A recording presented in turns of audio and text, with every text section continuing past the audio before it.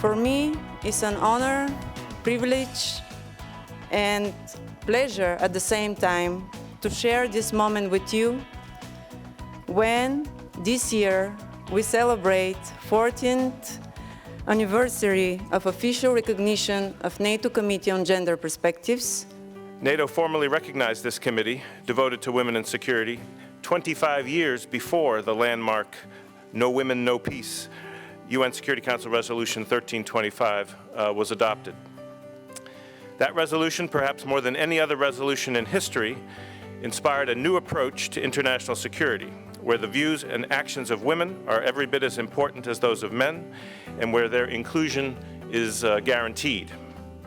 Please allow me, on behalf of Executive Committee on Gender Perspectives, to give you our official coin for this 14th anniversary, so like real military. Thank you very much. Thank you, sir. Keep it. Okay, I will. Thanks a lot. The committee is a great asset to the NATO Military Committee. Your work is truly worthwhile. The recommendations that you provide to the Military Committee each year are key in the development of gender integration here at NATO. The NATO Committee on Gender Perspectives is held at NATO HQ from the 31st of May till the 3rd of June. This year's conference looks at how the NATO and partner nation community can strengthen military leadership and accountability to implement a gender perspective. The committee is also celebrating its 40th anniversary, making it one of the oldest military committees in NATO. It's also 55 years since the first NATO Female Senior Officers Conference took place in Copenhagen. The NATO Committee on Gender Perspectives, or NCGP, advises NATO leadership and member nations on gender-related issues in order to work together better in support of alliance objectives and priorities, including the implementation of relevant United Nations Security Council resolutions. The exhibition, titled Women in NATO, From Pioneers to Champions since 1961, was launched on the first day of the conference and shows that women in the armed forces were already making their mark before the Women, Peace and Security agenda was formally recognised by the UN Security Council Resolution 1325. Women in uniform were fighting side by side with men during the Second World War and were counted amongst the victims as well. The NCGP promotes gender mainstreaming as a strategy for making women's as well as men's concerns and experiences an integral dimension of the design, implementation, monitoring and evaluation of policies, programs and military operations. The NCGP conference provides a great opportunity to the NATO member and partner nations delegates to get together, learn from each other and share their experiences and achievements.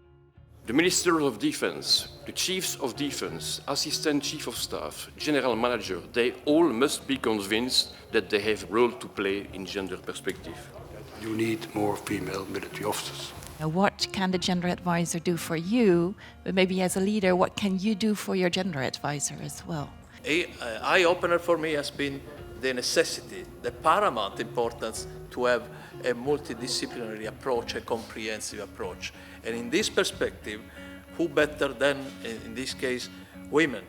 It's not about acting like a man. It's about being a soldier and being competent at whatever you signed on to be.